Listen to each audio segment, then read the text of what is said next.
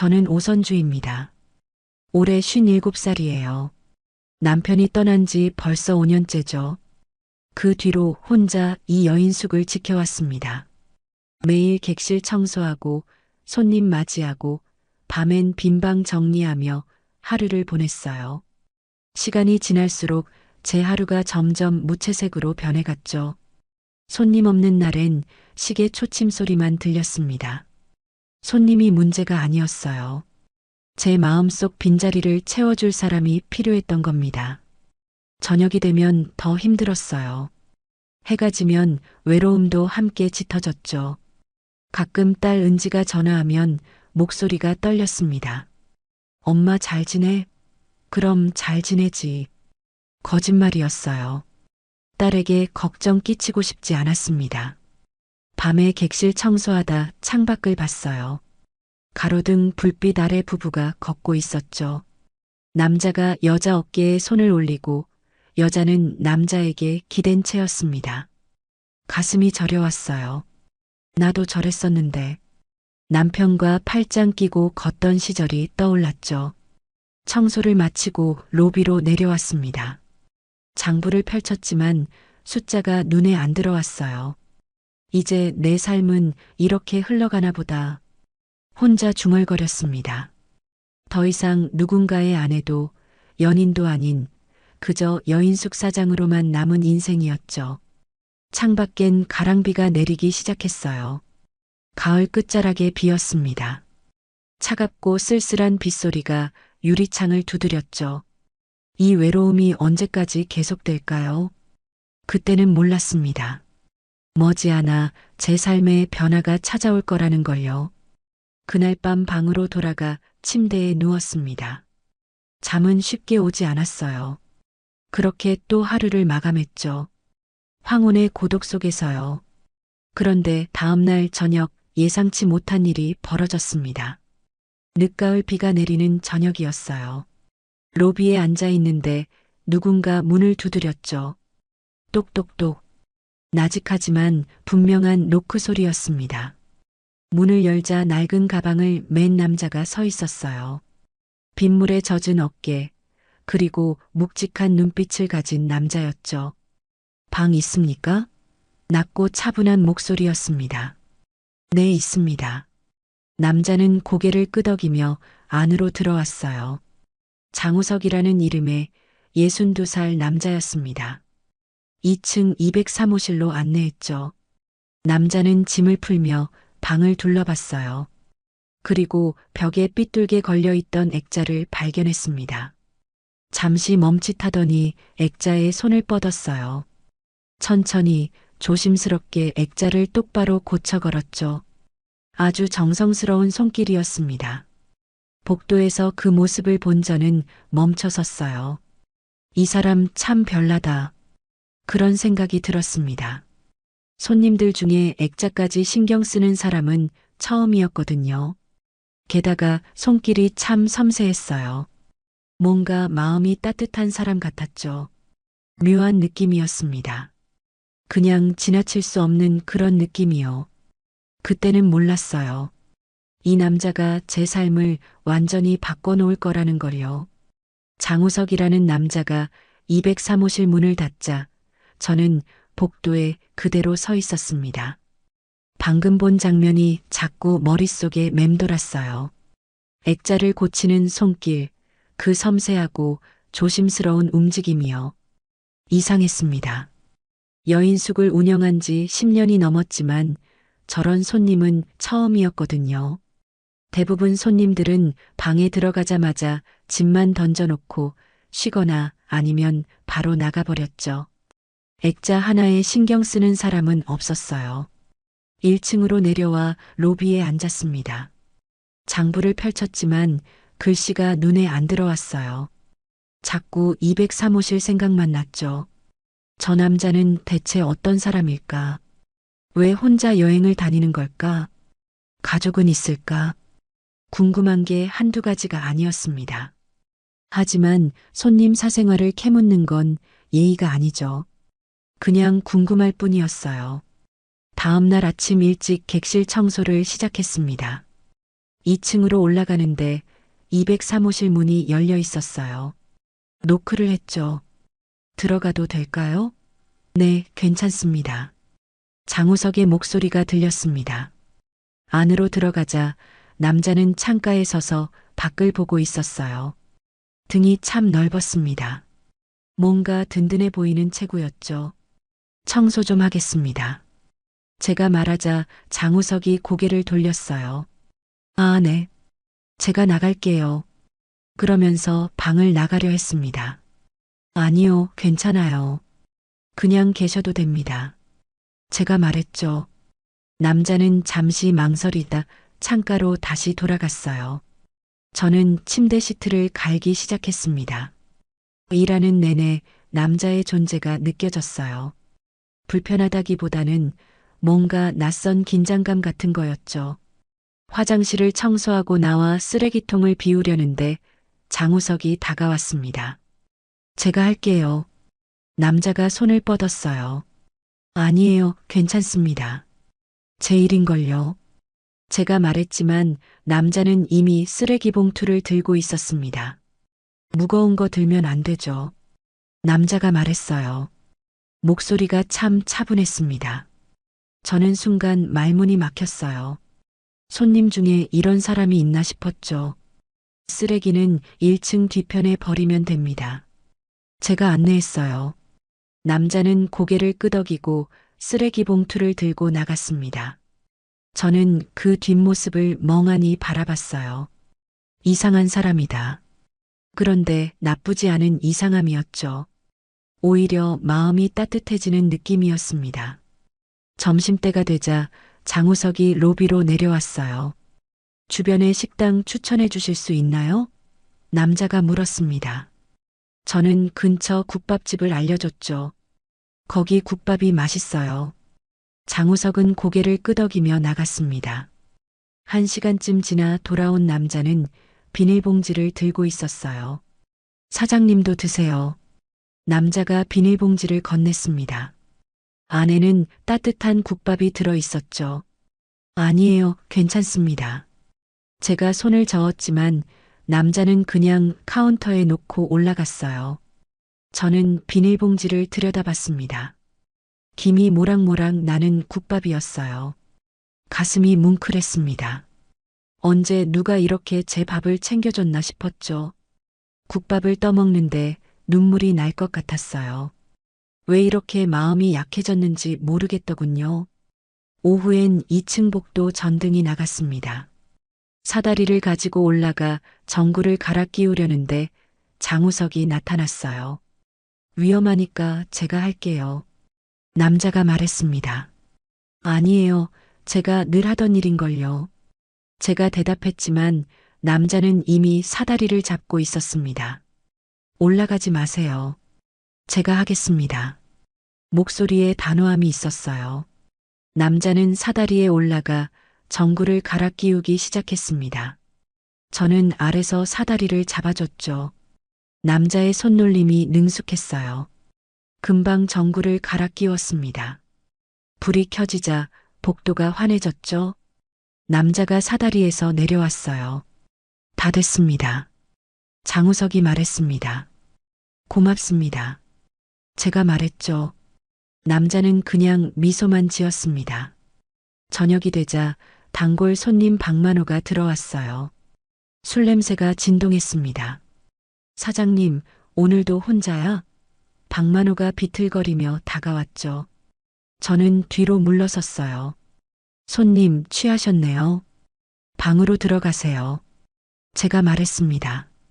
아이고, 뭐 그렇게 쌀쌀맞아. 박만호가 손을 뻗으려 했어요. 그때였습니다. 무슨 일이십니까? 계단에서 장우석의 목소리가 들렸어요. 박만호가 돌아봤죠. 누구야 당신?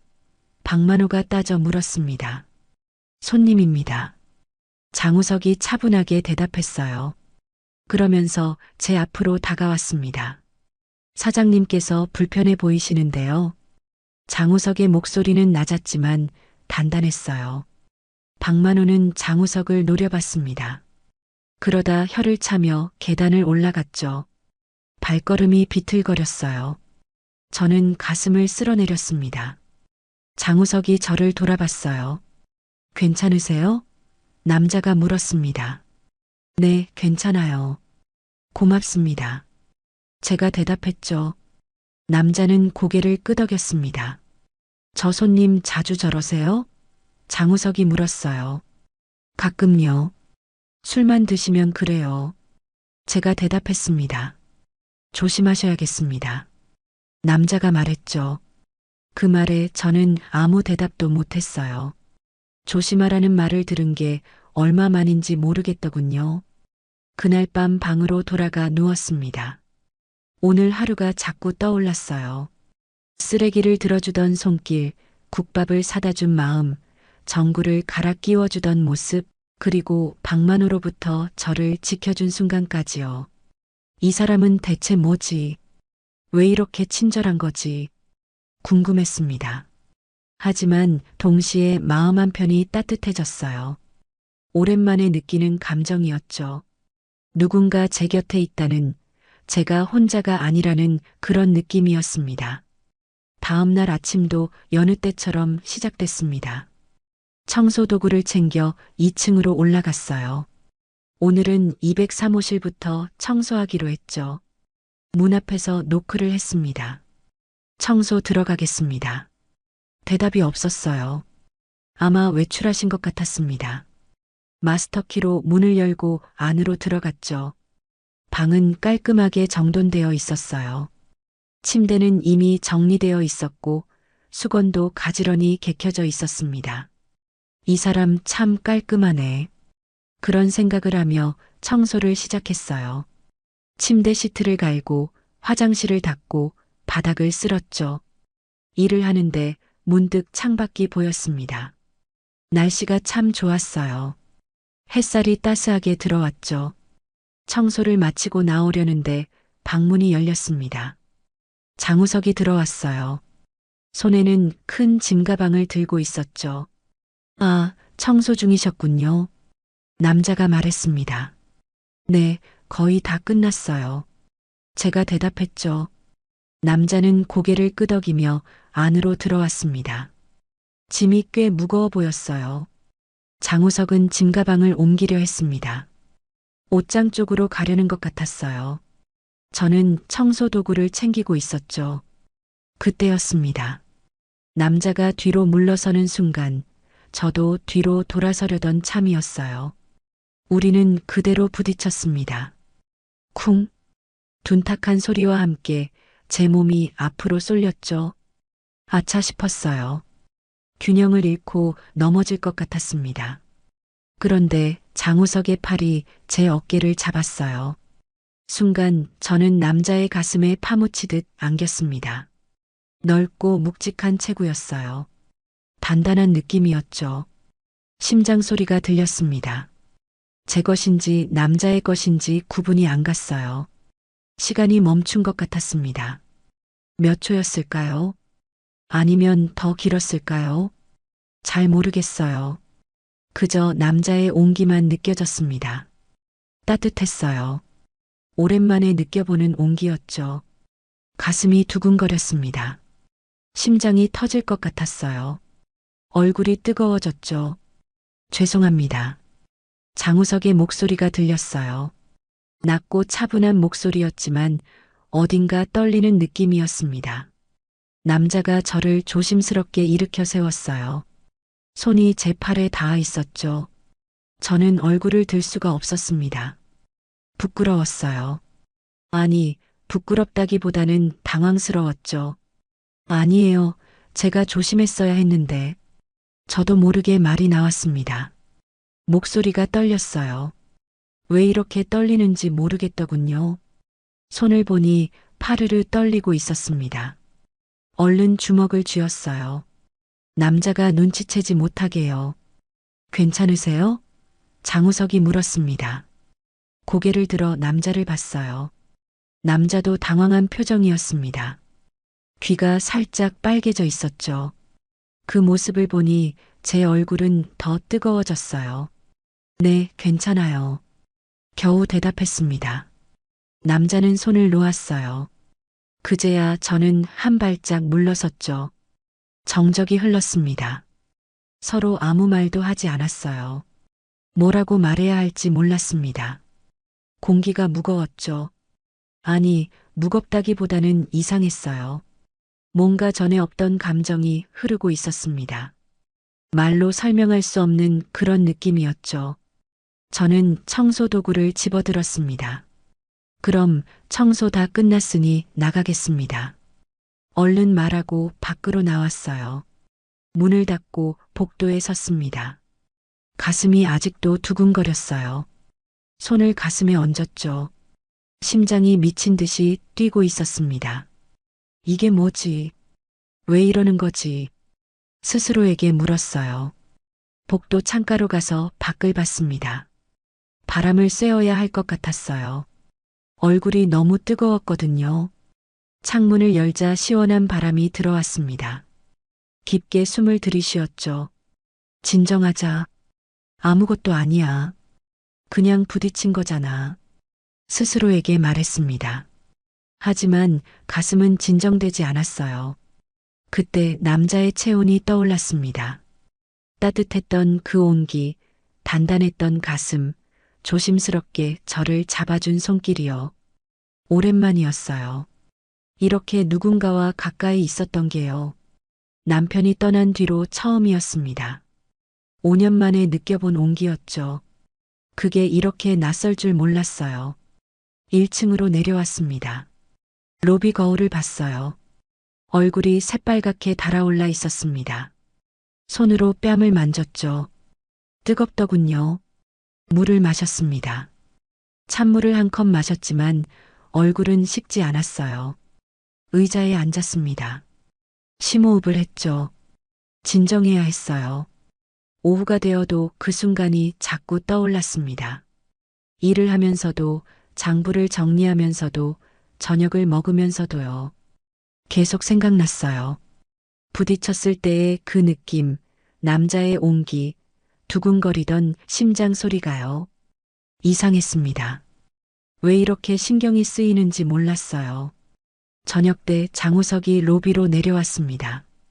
저는 깜짝 놀라 고개를 돌렸어요. 마주치기가 부끄러웠거든요. 사장님, 남자가 불렀습니다. 어쩔 수 없이 돌아봤죠. 네, 제 목소리가 또 떨렸어요. 오늘 낮에는 정말 죄송했습니다. 남자가 말했어요. 고개를 숙였죠. 아니에요, 괜찮아요. 저도 조심했어야죠. 제가 대답했습니다. 남자는 잠시 망설이더니 말했어요. 다치신 데는 없으세요? 네, 없어요. 전혀요. 제가 손을 저었습니다. 남자는 그제야 안심한 표정을 지었어요. 다행입니다. 그러면서 밖으로 나갔죠. 남자가 나간 뒤에도 저는 한동안 그 자리에 서 있었습니다. 다치신 데는 없으세요? 그 말이 자꾸 맴돌았어요. 걱정해주는 목소리였습니다. 따뜻한 목소리였죠. 가슴이 또 두근거렸어요. 아, 이거 큰일이다. 혼자 중얼거렸습니다. 그날 밤 잠이 오지 않았어요. 침대에 누워 천장을 봤습니다. 오늘 일이 자꾸 떠올랐죠. 부딪혔을 때의 느낌이 생생했어요. 남자의 체온, 심장 소리, 그리고 제 얼굴이 빨개졌던 순간까지요. 왜 이렇게 신경이 쓰이는지 모르겠더군요. 그냥 부딪힌 것뿐인데 말이죠. 하지만 알고 있었습니다. 이건 단순히 부딪힌 게 아니라는 걸요. 제 마음 어딘가가 흔들리고 있다는 걸요. 5년간 꽁꽁 얼어붙어 있던 제 마음이 조금씩 녹고 있었습니다. 그 사실이 두려웠어요. 동시에 설레기도 했죠. 이 낯선 감각에 저 스스로도 당황스러웠습니다. 그 일이 있고 며칠이 지났습니다. 장우석은 여전히 203호실에 머물고 있었어요.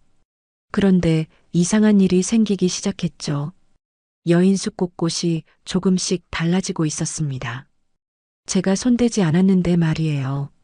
아침에 1층 화장실에 갔더니 수도꼭지가 고쳐져 있었어요. 며칠 전부터 물이 새서 걱정이었는데 말이죠. 누가 고쳤지? 의아했습니다. 로비로 나오니 삐걱거리던 문도 소리가 나지 않았어요. 언제 기름칠을 했지? 제가 한 기억은 없었죠. 복도를 걷다 장우석과 마주쳤습니다. 남자는 공구함을 들고 있었어요. 무슨 일이세요? 제가 물었죠. 3층 문고리가 헐거워서 조이고 있었습니다. 남자가 대답했어요. 그제야 알았습니다. 이 사람이 고쳐준 거였구나. 아니, 손님이 왜 그런 걸 하세요? 제가 말했습니다. 그냥 제가 할 일인데요. 장우석은 미소를 지었어요. 손님이라기보다 신세를 지고 있는 사람이니까요. 남자의 말에 제 가슴이 따뜻해졌습니다. 이런 손님은 처음이었어요. 점심때 전등이 나갔습니다. 로비 천장 전등이었어요. 사다리를 가져와야겠다 싶었죠. 그런데 장우석이 먼저 나타났습니다. 제가 할게요. 남자가 말했어요. 아니에요. 제가 하겠습니다. 제가 손을 저었죠. 하지만 남자는 이미 사다리를 가져오고 있었어요. 위험하니까 제가 하는 게 낫습니다. 장우석이 말했죠. 저는 더 이상 말리지 못했어요. 남자는 사다리에 올라가 전등 덮개를 열었습니다. 전기선을 만지기 시작했죠. 저는 아래서 사다리를 잡고 있었어요. 조심하세요. 제가 말했습니다. 그때였어요. 파직. 갑자기 스파크가 튀었습니다. 파란 불빛이 번쩍했죠. 저는 깜짝 놀라 비명을 질렀어요. 심장이 철렁 내려앉았습니다. 장우석을 올려다봤죠. 남자는 괜찮은지 손을 확인하고 있었어요. 괜찮으세요? 제 목소리가 떨렸습니다. 걱정이 됐어요. 다치면 어쩌나 싶었죠. 장우석이 내려다봤습니다. 괜찮습니다. 남자가 말했어요. 그리고는 미소를 지었죠. 괜찮습니다. 제가 있습니다. 그 말에 제 가슴이 뭉클했어요.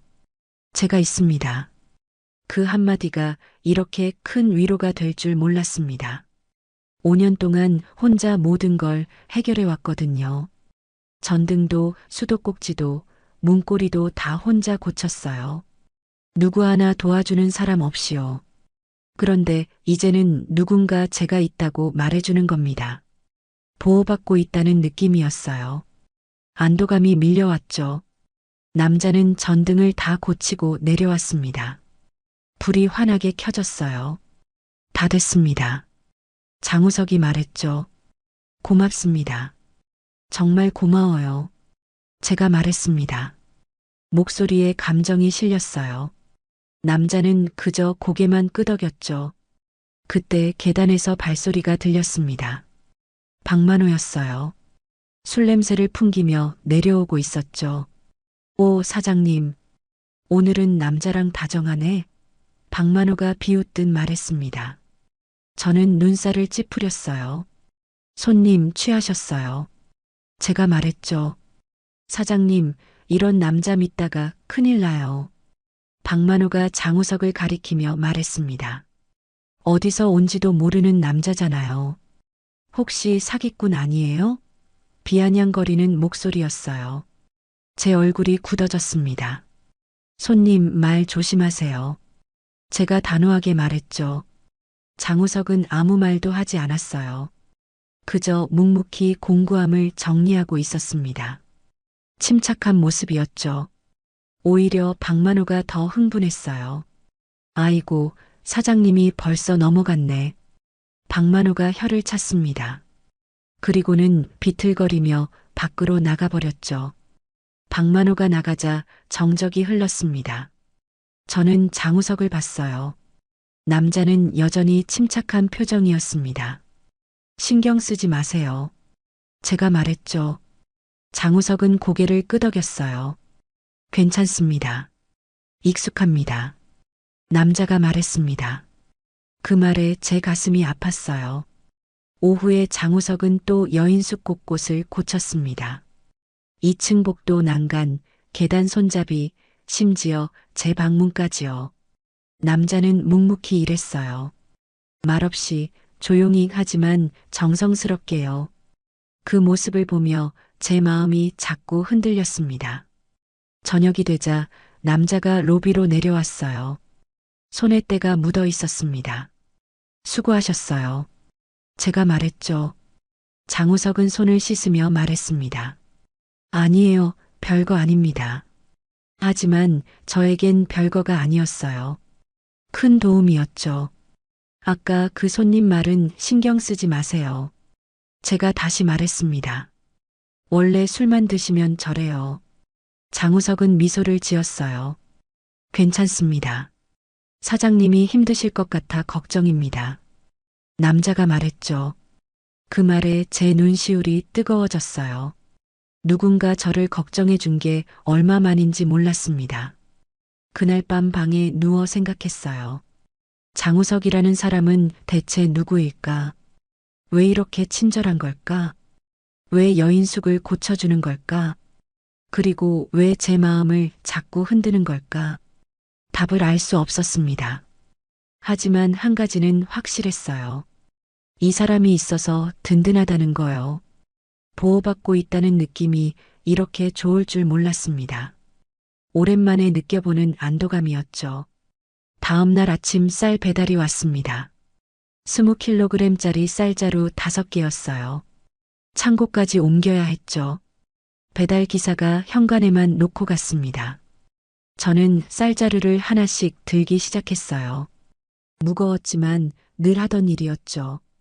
첫 번째, 두 번째는 괜찮았습니다. 세 번째 쌀자루를 들어 올리는 순간이었어요. 허리에서 뚝 하는 소리가 났습니다. 아, 비명이 나올 뻔했죠. 허리를 삐끗했어요. 쌀자루를 놓고 허리를 짚었습니다.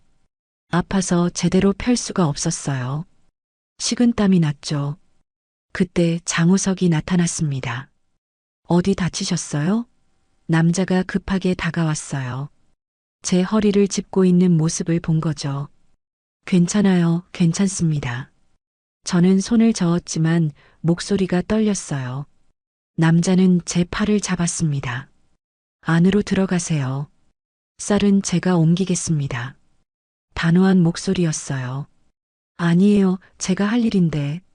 제가 말했지만 장우석은 이미 저를 로비 의자까지 부축해 왔습니다. 앉으세요. 남자가 말했죠. 저는 어쩔 수 없이 앉았어요. 허리가 너무 아팠거든요. 남자는 쌀자루를 옮기기 시작했습니다. 무거운 것도 아랑곳하지 않고 척척 옮겼어요. 쌀자루를 다 옮긴 장우석이 돌아왔습니다. 파스 있으세요? 남자가 물었어요. 저기 서랍에 있어요. 제가 가리켰죠. 남자는 파스를 꺼내왔습니다. 그리고는 제 옆에 앉았어요. 실례하겠습니다. 남자가 조심스럽게 제 등에 손을 댔습니다. 파스를 붙이는 손길이 참 조심스러웠어요. 아프지 않게 천천히 붙여주었죠. 저는 가만히 앉아 있었습니다. 부끄러웠지만 어쩔 수 없었어요. 다 됐습니다. 남자가 말했죠. 좀 쉬세요. 제가 죽을 끓여드리겠습니다. 아니, 그건 제 말을 끝까지 듣지 않고 남자는 주방으로 갔어요. 장우석은 정말로 죽을 끓이기 시작했습니다. 냄비에 쌀을 씻고 물을 붓고 불을 켰죠. 능숙한 손놀림이었어요. 아마 자주 요리를 한 사람 같았습니다. 저는 의자에 앉아 그 모습을 봤어요. 가슴이 뭉클했죠. 언제 이렇게 누군가 제 밥을 챙겨줬나 싶었습니다. 30분쯤 지나 죽이 완성됐어요. 장우석이 그릇에 담아왔습니다. 천천히 드세요. 남자가 말했죠. 저는 숟가락을 들었어요. 한 숟가락 떠먹었습니다. 따뜻했어요. 간도 딱 맞았죠. 맛있어요. 제가 말하자 남자는 미소를 지었습니다. 다행입니다. 죽을 먹는데 눈물이 날 것 같았어요. 왜 이렇게 눈물이 나려는지 모르겠더군요. 누군가 저를 돌봐준다는 게 이렇게 고마울 줄 몰랐습니다. 5년 동안 혼자 아파도 참았고 힘들어도 버텼는데요. 이제는 누군가 제 옆에서 죽을 끓여주고 있었어요. 그때 여인숙 문이 열렸습니다. 은지였어요. 엄마, 딸의 목소리가 들렸죠. 저는 깜짝 놀라 고개를 들었습니다. 은지는 장우석을 보고 멈춰 섰어요. 누구세요? 딸이 물었습니다. 손님입니다. 장우석이 대답했죠. 은지는 주변을 둘러봤습니다. 죽그릇, 파스 봉지, 그리고 허리를 짚고 있는 저까지요. 무슨 일이에요? 은지가 다가왔습니다. 아, 엄마가 허리를 삐끗해서 제가 설명했죠. 그런데 은지의 표정이 굳어졌어요. 딸은 가져온 반찬통을 탁 내려놓았습니다. 엄마, 이 남자랑 무슨 사이예요? 은지가 따져 묻듯 말했어요. 목소리에 날이 서 있었죠. 저는 당황했습니다. 아니, 손님이야. 그냥 도와주신 거고. 제가 얼른 말했어요. 하지만 은지는 믿지 않는 표이었습니다. 그냥 손님이 이렇게까지 해요? 정적이 흘렀습니다. 아무도 말하지 않았어요. 저는 뭐라고 대답해야 할지 몰랐죠. 장우석도 가만히 서 있었습니다. 은지는 저를 똑바로 봤어요. 엄마, 아빠 돌아가신 지 얼마나 됐다고. 딸의 목소리가 떨렸습니다. 은지야. 제가 불렀지만 딸은 고개를 저었어요. 엄마는 강해야 해요. 다른 남자한테 기대면 안 돼요. 은지가 말했죠. 그 말에 제 가슴이 아팠습니다. 딸의 마음을 알았어요. 걱정하는 거죠.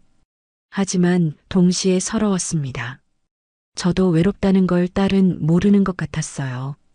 손님, 장우석이 조용히 말했습니다. 오해하신 것 같은데 저는 그냥 도움을 드린 것뿐입니다. 남자의 목소리는 차분했어요. 은지는 장우석을 봤죠.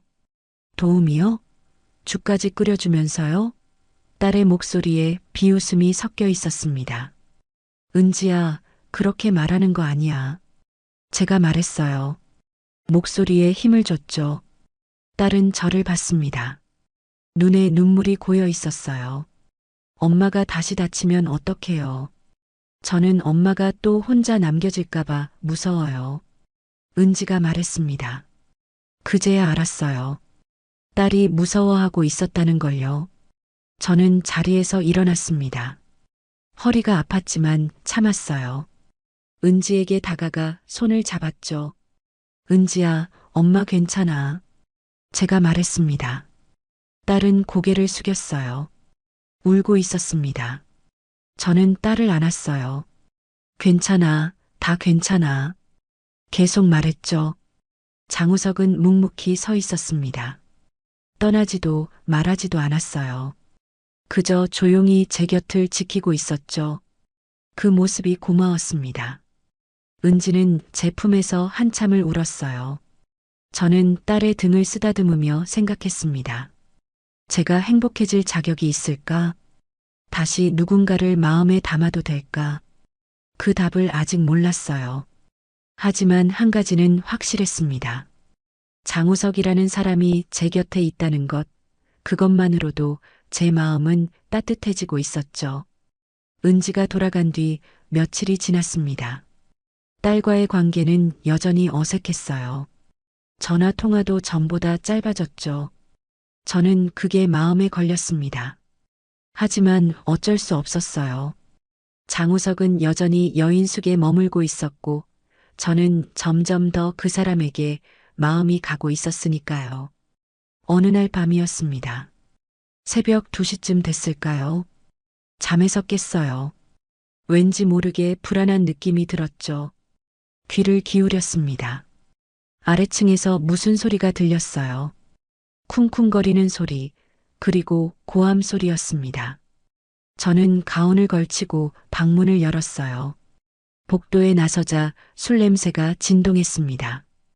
1층에서 들려오는 소리였어요. 계단을 내려갔죠. 로비에는 박만호가 비틀거리고 있었습니다. 의자를 발로 차고 탁자를 넘어뜨리고 있었어요. 완전히 취해 있었죠. 손님, 무슨 짓이에요? 제가 소리쳤습니다. 박만호가 저를 봤어요. 눈이 풀려 있었죠. 사장님, 나 화났어. 나한테 왜 그래?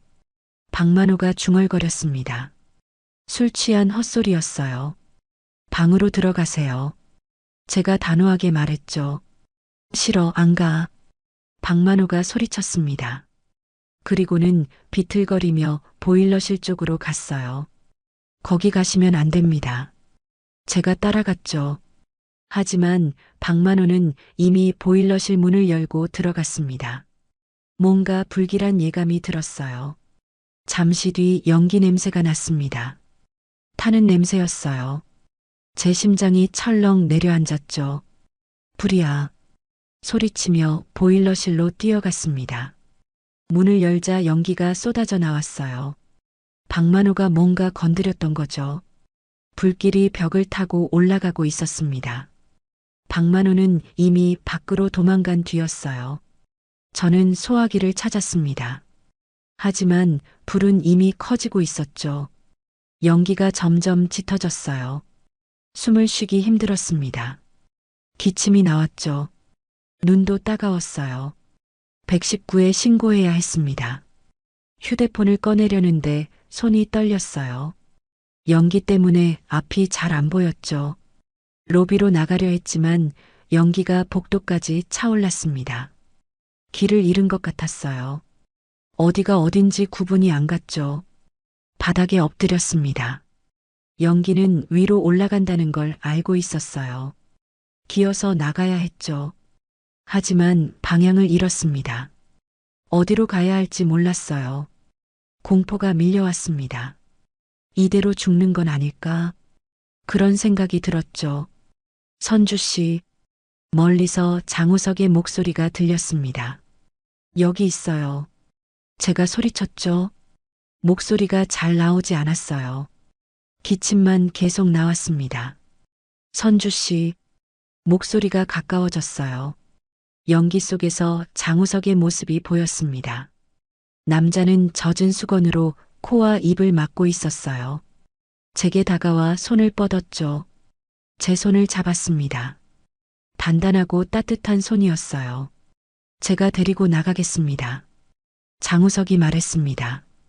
목소리가 확신에 차 있었죠. 남자는 제 팔을 끌어당겨 일으켰어요. 그리고는 저를 부축하며 걷기 시작했습니다. 연기가 너무 짙어서 앞이 보이지 않았죠. 하지만 장우석은 길을 알고 있는 것처럼 걸었습니다. 흔들림 없이 꾸준히요. 계단을 내려가는데 비틀거렸어요. 장우석이 저를 붙잡았습니다. 괜찮습니다. 조금만 더요. 남자가 말했죠. 저는 남자의 팔을 꽉 잡았습니다. 놓치면 안 될 것 같았어요. 이 사람을 놓으면 살 수 없을 것 같았죠. 드디어 현관이 보였습니다. 문을 열고 밖으로 나갔어요. 찬 공기가 얼굴에 닿았습니다. 숨을 크게 들이쉬었죠. 기침이 계속 나왔어요. 장우석이 제 등을 두드려줬습니다. 천천히 숨 쉬세요. 남자가 말했죠. 119가 도착했습니다. 소방관들이 불을 끄기 시작했어요. 구급대원이 저를 살폈습니다. 연기를 많이 마셨지만 다행히 큰 부상은 없었죠. 장우석도 괜찮았어요. 저는 그제야 안도의 한숨을 쉬었습니다. 불은 30분 만에 꺼졌습니다. 보일러실이 많이 탔어요. 복도와 로비도 연기 자국이 남았죠. 하지만 다행히 건물 전체가 타지는 않았습니다. 저는 망연자실 서 있었어요. 여인숙이 이렇게 됐다는 게 믿기지 않았죠. 장우석이 제 옆에 서 있었습니다. 괜찮으세요? 남자가 물었어요. 저는 고개를 돌려 남자를 봤습니다. 눈물이 흘러내렸죠. 고마워요. 정말 고마워요. 제가 말했습니다. 목소리가 떨렸어요. 당신이 아니었으면 저는 말을 잇지 못했습니다. 당연한 일했습니다. 장우석이 말했어요. 그리고는 제 손을 잡았죠. 떨리는 제 손을 따뜻하게 감싸주었습니다. 이제 괜찮습니다. 제가 있으니까요. 남자가 말했어요.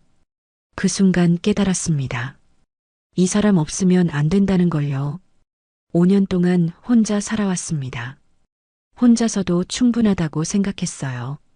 하지만 아니었죠. 저는 누군가 필요했습니다. 옆에서 손 잡아줄 사람, 위험할 때 구해줄 사람, 함께 있어줄 사람이요. 그 사람이 바로 장우석이었습니다. 저는 남자의 손을 꽉 잡았어요. 놓고 싶지 않았습니다.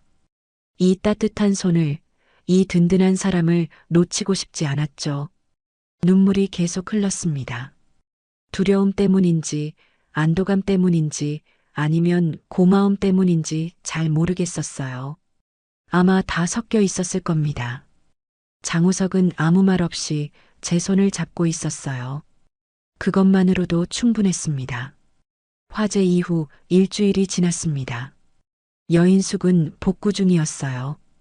보일러실을 새로 공사하고 벽을 다시 칠하고 그을린 부분을 고쳤죠. 장우석이 많이 도와줬습니다. 아침부터 저녁까지 일했어요. 저도 함께 했죠. 둘이서 여인숙을 다시 세우고 있었습니다. 그날 저녁 갑자기 정전이 됐어요. 공사 때문이었죠.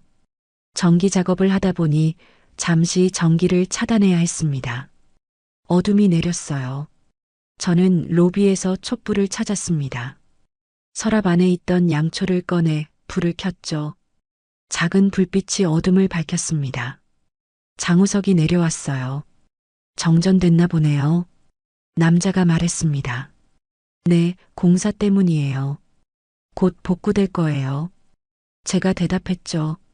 남자는 제 맞은편에 앉았습니다. 촛불 하나를 사이에 두고 마주 앉았어요. 불빛이 남자의 얼굴을 비췄습니다. 묘한 분위기였어요. 조용했죠?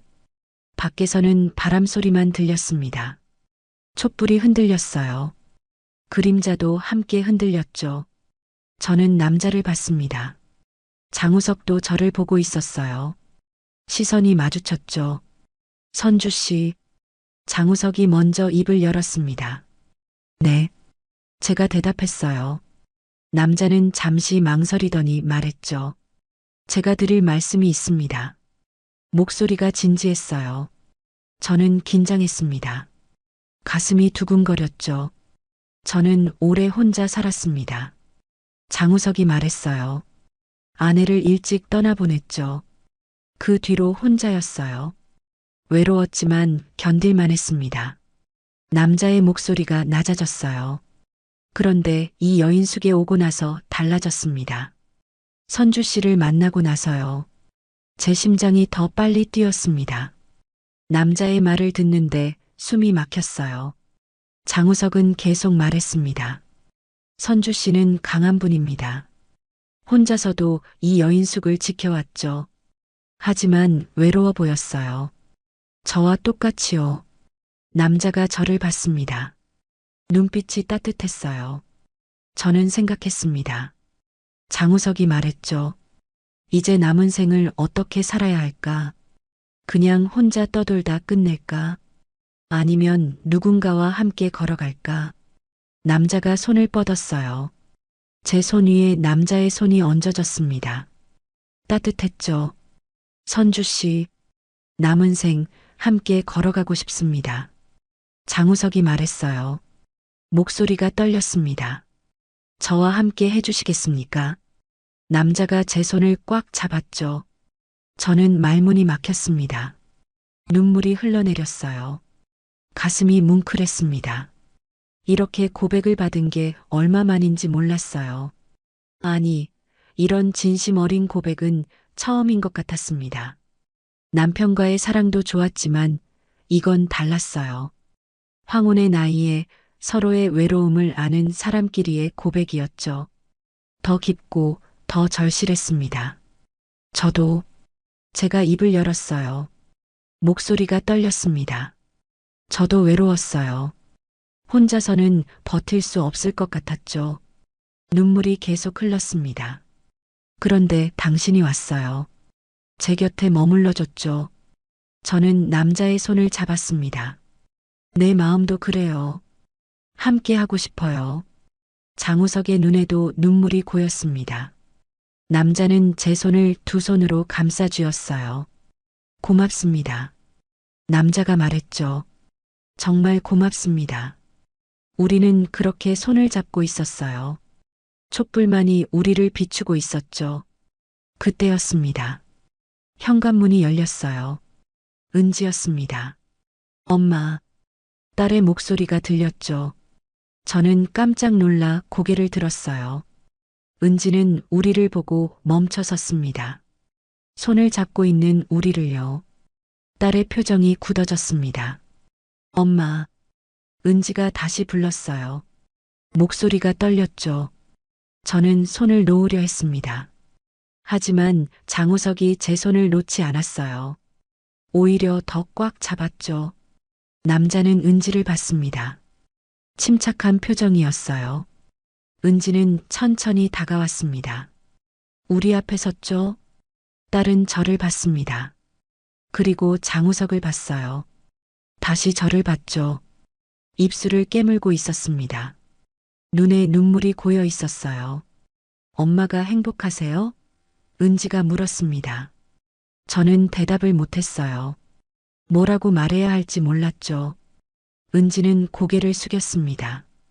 저는 무서웠어요. 딸이 말했죠. 엄마가 또 혼자 남겨질까 봐요. 아빠처럼요. 은지야. 제가 불렀습니다. 딸은 고개를 들었어요. 눈물이 뺨을 타고 흘렀죠. 하지만요. 은지가 말했습니다.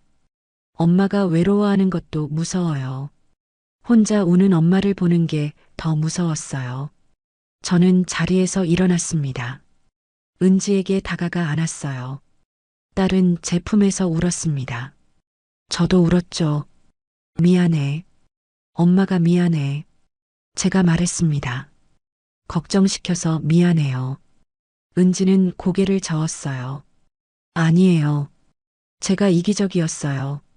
딸은 제 품에서 얼굴을 들었습니다. 저를 봤어요. 엄마, 행복하세요. 은지가 말했죠. 제가 받아들일게요. 시간이 걸리겠지만요. 딸이 미소를 지었습니다. 눈물 어린 미소였어요. 저는 딸을 꽉 안았습니다. 고마워. 정말 고마워. 은지는 장우석을 봤습니다. 남자는 자리에서 일어나 고개를 숙였어요. 잘 부탁드립니다. 장우석이 말했죠.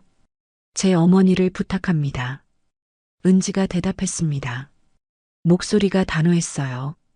남자는 고개를 끄덕였습니다. 명심하겠습니다. 그날 밤 전기가 복구됐습니다. 불이 환하게 켜졌어요.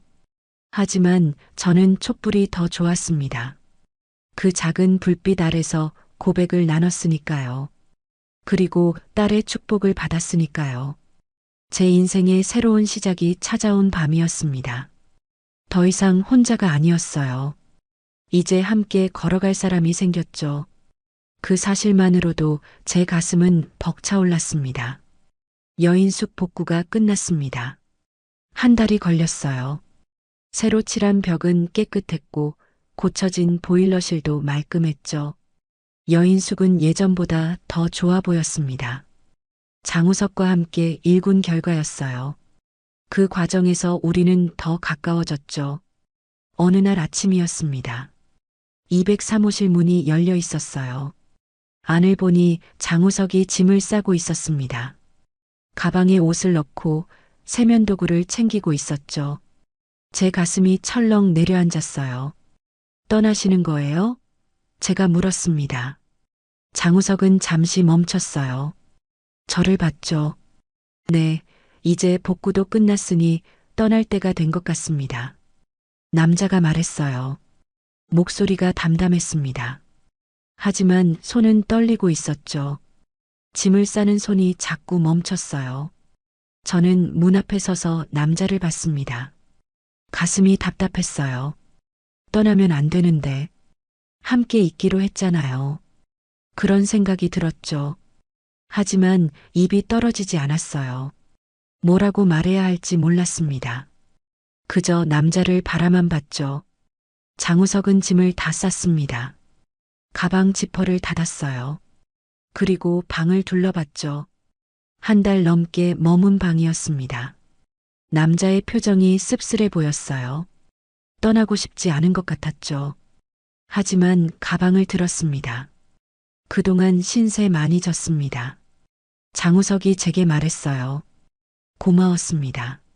남자가 고개를 숙였죠. 저는 뭐라고 대답해야 할지 몰랐어요. 고맙다는 말로는 부족했습니다. 떠나지 말라고, 여기 있으라고 말하고 싶었죠. 장우석은 제 옆을 지나쳤습니다. 복도로 나갔어요. 계단을 내려가기 시작했죠. 저는 그 뒷모습을 봤습니다. 넓은 등, 무거운 발걸음이었어요. 남자도 떠나고 싶지 않은 게 분명했습니다. 하지만 가고 있었죠. 안 돼. 마음속으로 소리쳤어요. 이대로 보낼 수 없어. 5년 동안 혼자 살았습니다. 외로웠지만 견뎠어요. 하지만 이제는 다릅니다. 이 사람 없이는 살 수 없었어요. 함께 하기로 했잖아요. 왜 떠나려는 거죠? 발이 움직였습니다. 저도 모르게 뛰어갔어요. 계단을 내려갔죠. 장우석은 1층에 있었습니다. 로비를 지나 현관으로 가고 있었어요. 저는 남자 뒤에서 멈춰 섰습니다. 숨이 가빴어요. 가슴이 두근거렸죠. 장우석 씨, 제가 불렀습니다. 남자가 멈췄어요. 뒤를 돌아봤죠. 저를 봤습니다. 눈빛이 흔들렸어요. 네. 남자가 대답했습니다. 저는 한 발짝 다가갔어요. 그리고 또 한 발짝 다가갔죠. 왜 떠나려고 해요? 제가 물었습니다. 목소리가 떨렸어요. 함께 하기로 했잖아요. 남은 생을 함께 걷기로 했잖아요. 눈물이 흘러내렸습니다. 왜 가려는 거예요? 장우석은 가방을 내려놓았습니다. 저를 봤어요. 선주 씨, 남자가 말했죠. 제가 여기 있으면 선주 씨가 힘들 것 같아서요. 딸분도 아직 마음의 준비가 안 된 것 같고요. 남자의 목소리가 낮았습니다. 저는 짐이 되고 싶지 않습니다. 짐이 아니에요. 제가 말했어요. 당신은 제게 힘이에요. 의지예요. 저는 남자에게 다가갔습니다. 바로 앞까지요. 당신 없이는 못 살아요. 이제는 혼자일 수 없어요. 제가 말했죠. 그리고는 남자를 끌어안았습니다. 뒤에서 꽉 안았어요. 얼굴을 남자의 등에 묻었죠. 떠나지 마세요. 제발이요. 제가 중얼거렸습니다. 이제는 내 곁에서 함께 있어주세요. 여기가 당신의 자리예요. 장우석의 몸이 떨렸습니다. 남자는 천천히 돌아섰어요. 저를 봤죠. 눈에 눈물이 가득했습니다. 선주 씨, 남자가 제 이름을 불렀어요. 저도 당신이 필요해요. 남자가 말했습니다. 혼자 살 수 없어요. 당신과 함께 하고 싶어요. 우리는 그렇게 껴안았습니다. 로비 한가운데서요. 오랜 시간 안고 있었어요. 떨어지고 싶지 않았죠. 5년간 꽁꽁 얼어붙었던 제 마음이 완전히 녹아내렸습니다. 따뜻했어요. 행복했죠. 며칠 뒤 장우석은 1층 방으로 이사했습니다. 203호실에서 내려왔어요. 제 방 옆이었죠. 이제 손님이 아니었습니다. 여인숙의 주인이었어요. 제 동반자였죠. 함께 여인숙을 운영하기 시작했습니다. 아침이 달라졌어요. 더 이상 혼자 일어나지 않았습니다. 장우석이 커피를 끓였어요. 함께 아침을 먹었죠. 밥이 맛있었습니다. 함께 먹으니까요. 청소도 함께 했어요. 수리도 함께 했죠. 모든 게 즐거웠습니다. 저녁이 되면 로비에 앉았습니다. 차를 마시며 이야기를 나눴어요. 살아온 이야기, 아픈 이야기, 행복했던 이야기들이요. 서로를 더 알아갔습니다. 시간이 지날수록 더 가까워졌죠. 은지도 가끔 찾아왔습니다. 처음엔 어색해했어요. 하지만 점점 장우석에게 마음을 열었죠.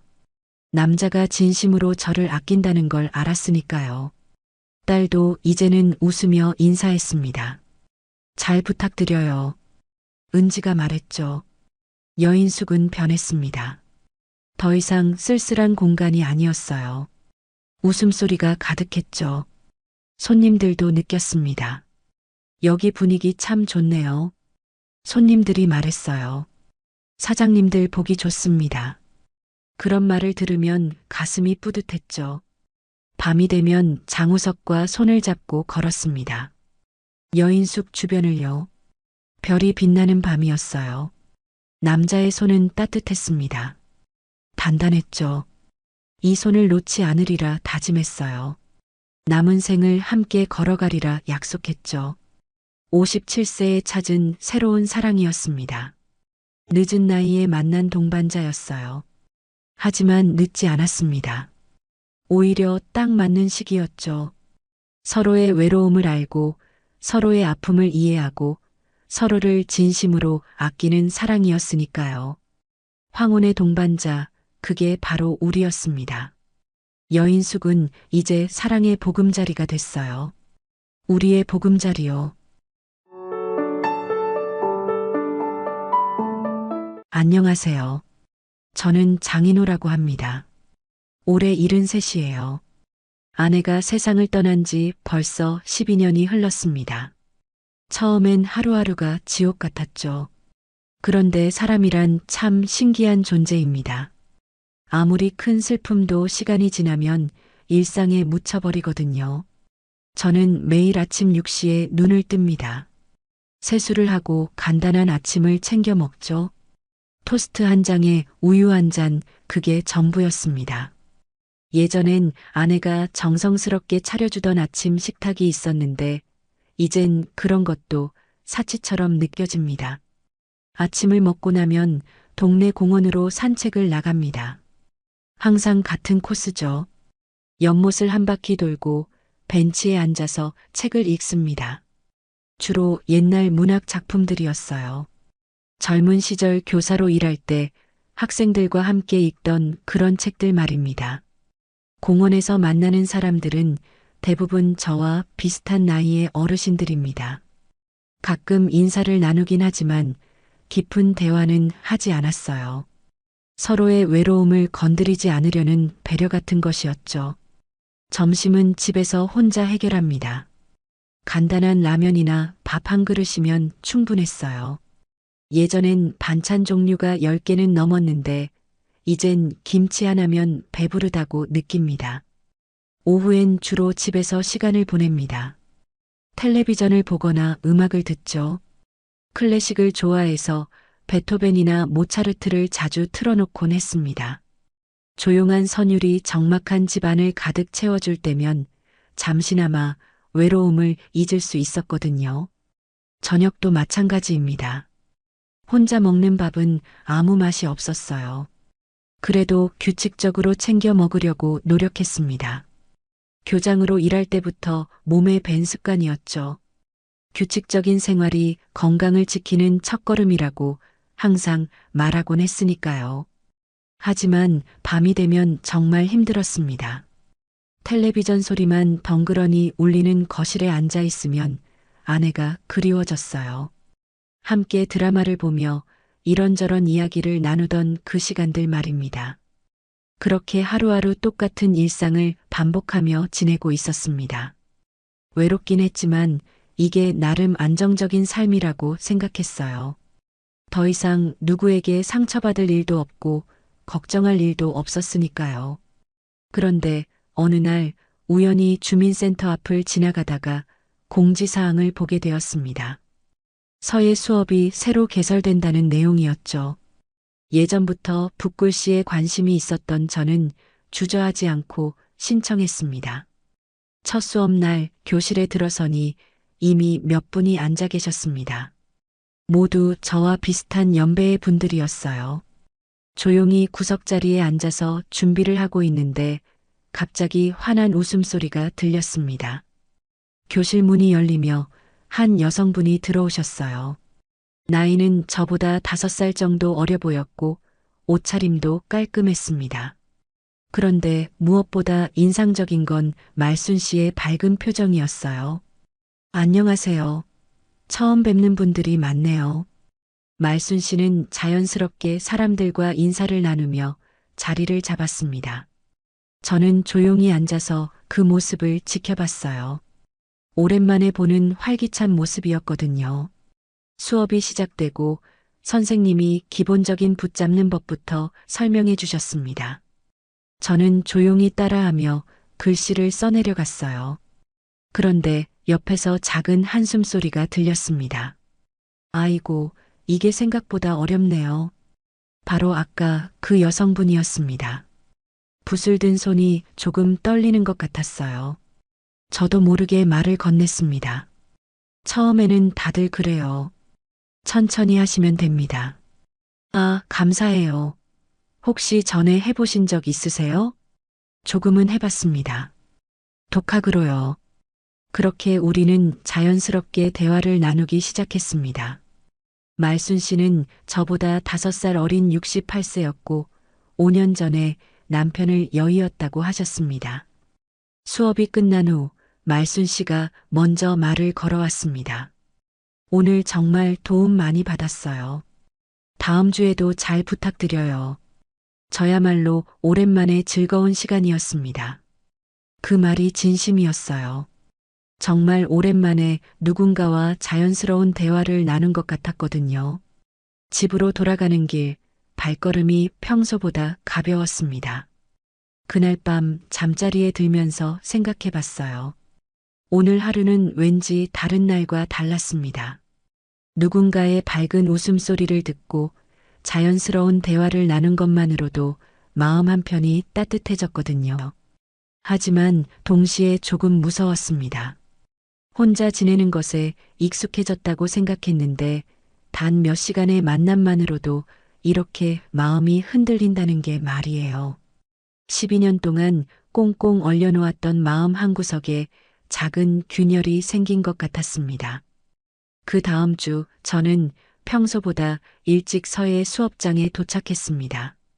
왜 그랬는지 스스로도 모르겠어요.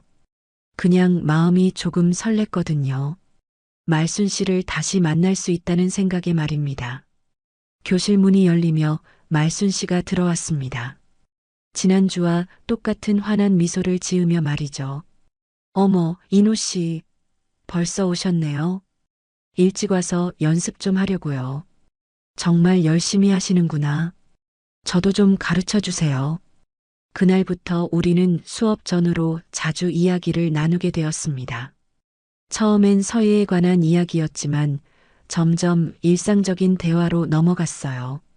말순 씨는 정말 밝고 활발한 분이었습니다. 항상 웃음을 잃지 않으셨고 긍정적인 에너지가 넘쳤어요. 저도 모르게 말순 씨와의 만남이 일주일에 가장 기다려지는 시간이 되었습니다. 12년 만에 처음 느끼는 설렘이었어요. 서예 수업을 시작한 지 한 달 정도 지났을 때였습니다. 그날은 유독 비가 많이 내렸어요. 오후부터 시작된 비가 저녁까지 계속 쏟아지고 있었죠. 창밖을 내다보니 빗줄기가 정말 거세게 내리고 있었습니다. 저는 평소처럼 저녁을 혼자 먹고 있었어요. 간단한 라면 한 그릇이었죠. 빗소리가 워낙 크다 보니 집안이 더욱 적막하게 느껴졌습니다. 이런 날엔 특히 외로움이 밀려왔거든요. 그런데 갑자기 현관 초인종이 울렸습니다. 이 시간에 누가 올까 싶어서 조심스럽게 문을 열어봤어요. 그런데 말순 씨가 서 있는 게 아니겠습니까? 우산을 쓰고 있었지만 어깨가 조금 젖어 있었어요. 어머, 말순 씨, 이 비에 어떻게 오셨어요? 인호 씨, 안녕하세요. 혹시 저녁 드셨어요? 방금 먹었는데요. 들어오세요. 비 많이 맞으셨네요. 말순 씨는 손에 보온 도시락을 들고 계셨습니다. 현관에서 우산을 털고 들어오시면서 환하게 웃으시더군요. 혼자 드시기 심심하시죠? 제가 국수 좀 끓여왔어요. 아, 그러실 필요 없는데. 제가 이미 먹었다고 했잖아요. 라면 드셨죠? 냄새로 알 수 있어요. 그런 건 밥이 아니에요. 말순 씨는 단호하게 말하며 부엌으로 향했습니다. 보온 도시락을 열어보니 진짜 칼국수가 들어 있었어요. 김이 모락모락 나는 게 정말 맛있어 보였습니다. 앉아 계세요. 금방 준비할게요. 저는 거실에 앉아서 말순 씨가 부엌에서 부산이 움직이는 모습을 바라봤습니다. 그릇을 꺼내고 국수를 다시 끓이는 소리가 들렸어요. 12년 만에 처음 듣는 소리였습니다. 누군가 제 집 부엌에서 음식을 준비하는 소리 말이에요. 창밖에선 계속 비가 내리고 있었습니다. 빗소리와 함께 부엌에서 나는 소리들이 어우러져서 묘하게 포근한 느낌이 들었어요. 마치 오래전 아내가 살아있을 때로 돌아간 것 같았습니다. 자, 다 됐어요. 말순 씨가 뜨거운 칼국수 2그릇을 가져왔습니다. 진짜 맛있어 보였어요. 면발도 쫄깃해 보이고 국물에서 나는 향도 정말 좋았습니다. 이미 드셨다고 했는데 괜찮으신가요? 라면은 밥이 아니라고 하셨잖아요. 그럼 이게 진짜 저녁이네요. 우리는 마주 앉아서 칼국수를 먹기 시작했습니다. 정말 오랜만에 누군가와 함께하는 식사였어요. 국수는 정말 맛있었습니다. 깊은 맛이 났거든요. 와, 정말 맛있네요. 어떻게 이렇게 맛있게 끓이세요? 별거 아니에요. 멸치 육수를 우려서 끓인 거예요. 시간이 좀 걸리긴 하지만요. 그래도 이런 정성까지 정말 감사합니다. 밖에서는 여전히 비가 내리고 있었습니다. 창문에 빗방울이 톡톡 부딪히는 소리가 들렸어요. 그 소리를 들으며 따뜻한 국수를 먹고 있으니 마음이 참 평온해졌습니다. 인호 씨, 혼자 지내시는 게 많이 외로우시죠?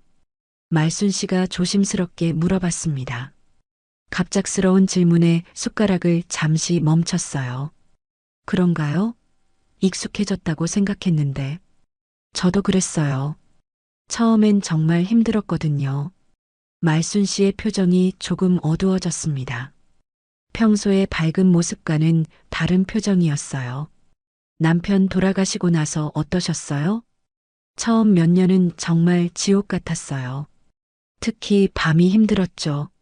말순 씨가 천천히 이야기를 시작했습니다. 남편이 돌아가시기 전 몇 년간 사업이 잘 안 됐다고 하더군요. 빚도 많이 생겼고 그 스트레스로 건강도 나빠졌다고 했습니다. 남편이 돌아가시고 나니 빚은 그대로 남아있고 정말 막막했어요. 그런 일이 있으셨구나. 정말 힘드셨겠어요. 아들 철민이가 도와주긴 했지만 한계가 있잖아요. 결국 집도 팔고 작은 곳으로 이사했어요. 말순 씨의 목소리가 조금 떨렸습니다. 아직도 그때의 기억이 힘든 것 같았어요. 그래도 지금은 많이 나아지셨죠? 네, 이제는 괜찮아요. 그런데 가끔 정말 외로울 때가 있거든요. 저도 제 이야기를 해야겠다는 생각이 들었습니다. 말순 씨가 먼저 마음을 열어주셨으니까요. 저도 비슷해요. 아내가 암 투병을 3년 정도 했거든요.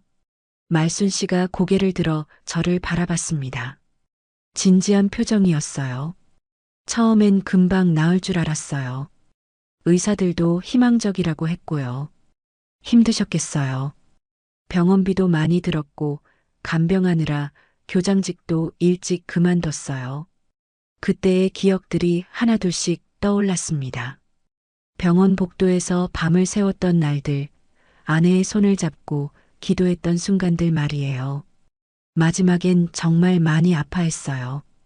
그런 모습을 보는 게 너무 힘들었거든요. 얼마나 마음 아프셨을까요? 말순 씨의 눈가가 조금 촉촉해졌습니다. 제 마음을 이해해 주는 것 같았어요. 돌아가시고 나서 한동안은 정말 아무것도 할 수가 없었어요. 먹는 것도 자는 것도 다 의미가 없더라고요. 저도 그랬어요. 왜 나만 혼자 남겨놨을까 원망도 했고요. 우리는 서로의 아픈 기억들을 조심스럽게 나누고 있었습니다. 이런 이야기를 누군가와 나눈 건 정말 오랜만이었어요. 밖에 비는 여전히 내리고 있었습니다.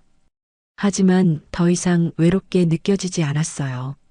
옆에 저와 비슷한 아픔을 겪어본 사람이 있다는 게 위로가 되었거든요. 그래도 지금은 많이 나아지셨죠? 네, 시간이 약인 것 같아요. 처음엔 그런 말 들으면 화도 났는데. 맞아요. 시간이 지나니까 조금씩 받아들이게 되더라고요. 우리는 국수를 다 먹고 차를 마시며 계속 이야기했습니다. 과거의 아픈 기억부터 시작해서 점점 일상적인 이야기로 넘어갔어요. 인호 씨는 취미가 뭐예요? 책 읽는 거랑 음악 듣는 걸 좋아해요. 말순 씨는요? 저는 요리하는 걸 좋아해요. 누군가 맛있게 먹는 모습 보는 게 제일 행복해요. 그러고 보니 말순 씨가 이렇게 국수를 끓여서 와준 것도 그런 마음에서였나 싶었습니다. 비가 조금씩 약해지고 있었어요. 창밖을 보니 빗줄기가 처음보다 가늘어졌습니다. 비가 그치면 가셔야겠네요. 아, 시간이 벌써 이렇게 됐네요. 너무 오래 있었나요? 아니에요. 오랜만에 즐거운 시간이었어요. 정말 그랬습니다. 12년 만에 이렇게 마음 편하게 누군가와 이야기한 건 처음이었거든요. 말순 씨가 일어나서 설거지를 하려고 하시더군요. 아니에요. 제가 할게요. 손님이 어떻게 설거지를 해요? 손님이 아니잖아요. 그냥 친구죠. 친구라는 말이 입에서 나오고 나니 조금 어색했습니다. 하지만 나쁘지 않았어요. 말순 씨가 웃으며 대답했습니다. 그럼 친구니까 같이 해요. 우리는 함께 설거지를 했습니다. 말순 씨가 닦고 제가 헹구는 식으로 말이에요. 그런 작은 일상도 12년 만에 처음이었습니다. 비가 거의 그쳤을 때 말순 씨가 집에 가셨어요. 현관까지 배웅하면서 말했습니다. 오늘 정말 고마웠어요. 덕분에 맛있는 저녁도 먹고 좋은 이야기도 나눴어요. 저야말로 고마워요. 오랜만에 행복한 저녁이었어요. 말순 씨가 떠나고 나서 집안을 둘러봤습니다. 아직도 은은한 국수 냄새가 남아 있었어요. 그리고 무엇보다 집안이 더 이상 적막하게 느껴지지 않았습니다. 그날 밤 잠자리에 들면서 생각했어요. 오늘은 정말 특별한 하루였다고 말입니다. 누군가 제 아픔을 이해해주고 함께 나누어 준다는 것이 이렇게 큰 위로가 될 줄 몰랐거든요. 12년 동안 혼자였던 제게 말순 씨는 정말 소중한 사람이 되어가고 있었습니다. 말순 씨와 결혼한 지 2달이 지났습니다. 처음엔 정말 행복했어요. 아침에 눈을 떴을 때 옆에 누군가 있다는 것만으로도 마음이 든든했거든요. 12년 동안 텅 빈 집에서 혼자 지내다가 갑자기 생겨난 따뜻함이었죠. 결혼식은 간소하게 치렀습니다. 가족들과 몇몇 지인들만 초대해서 조용히 했어요. 말순 씨는 그날 정말 아름다웠습니다. 68세라는 나이가 믿어지지 않을 정도로 환하게 웃고 계셨거든요. 신혼여행도 짧게 다녀왔어요. 부산으로 1박 2일 여행이었죠. 해운대에서 손을 잡고 걸었던 기억이 아직도 생생합니다. 말순 씨가 여보, 우리 이제 외롭지 않겠네요 라고 말했을 때 정말 그런 것 같았어요. 하지만 일상이 시작되면서 조금씩 다른 점들이 보이기 시작했습니다. 처음엔 별것 아닌 것 같았어요. 사람마다 생활 패턴이 다른 건 당연한 일이니까요. 말순 씨는 새벽 5시 30분에 일어났습니다. 저는 평소에 7시에 일어나는 편이었는데 말순 씨가 부엌에서 움직이는 소리에 잠이 깼어요. 설거지하는 소리, 냉장고 여닫는 소리, 가스레인지 켜는 소리. 모든 소리가 새벽 조용함 속에서 크게 들렸습니다. 여보, 아침 드세요. 6시가 되면 어김없이 들리는 말순 씨의 목소리였어요. 저는 아직 잠이 덜 깬 상태로 식탁에 앉았습니다. 밥, 국, 반찬 5가지가 정성스럽게 차려져 있었어요. 이렇게 일찍 준비하실 필요 없는데요. 아침은 든든히 먹어야 해요. 하루 종일 힘이 나거든요. 말순 씨는 단호했습니다. 좋은 뜻에서 하는 일이라는 걸 알았지만 저는 원래 아침을 간단히 먹는 편이었어요. 토스트 한 장이나 시리얼 정도면 충분했거든요. 며칠 지나니 몸이 피곤해지기 시작했습니다. 평소보다 1시간 일찍 일어나는 게 생각보다 힘들었어요. 그래도 말순 씨가 정성껏 준비해 주시는데 뭐라고 말할 수 없었죠. 저녁 시간에도 차이가 있었습니다. 저는 보통 8시쯤 간단히 저녁을 먹고 9시부터 좋아하는 프로그램을 봤어요. 주로 다큐멘터리나 클래식 음악 프로그램이었죠. 하지만 말순 씨는 드라마를 좋아하셨습니다. 특히 저녁 8시에 하는 일일 드라마를 빠뜨리지 않고 보셨어요. 여보, 오늘 드라마 봐도 될까요? 처음엔 정중하게 물어보셨습니다. 저야 당연히 좋다고 했죠. 신혼인데 그 정도야 양보할 수 있었어요. 하지만 매일 반복되니까 조금씩 아쉬움이 생겼습니다. 제가 좋아하는 프로그램을 볼 시간이 없어졌거든요. 그러던 어느 날 저녁이었습니다. 마침 그날은 야구 결승전이 있는 날이었어요. 저는 젊은 시절부터 야구를 정말 좋아했거든요. 특히 한국 시리즈 같은 중요한 경기는 꼭 봤어요. 여보, 오늘 야구 결승전이 있어요. 꼭 봐야 하는 경기거든요. 아이고, 무슨 야구예요. 오늘 드라마 마지막 회라고요. 말순 씨의 목소리가 평소보다 높아졌습니다. 제가 드라마보다 야구를 우선한다는 것이 못마땅한 것 같았어요. 그럼 드라마는 다시 보기로 봐도 되잖아요. 다시 보기가 어디 똑같아요. 실시간으로 봐야 맛이 있는 거죠.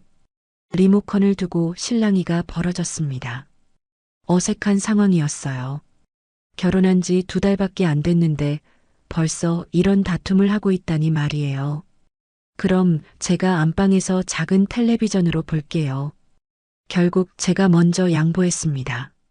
안방의 작은 텔레비전으로 야구를 봤어요. 화질도 좋지 않고 소리도 작았지만 어쩔 수 없었죠.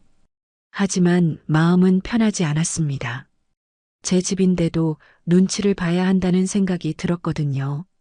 12년 동안 혼자 살면서 제가 원하는 대로 살았는데 갑자기 모든 걸 맞춰야 한다는 게 쉽지 않았어요. 그 다음 날부터 비슷한 일들이 계속 생겼습니다. 에어컨 온도를 두고도 의견이 갈렸어요. 저는 26도가 적당하다고 생각했는데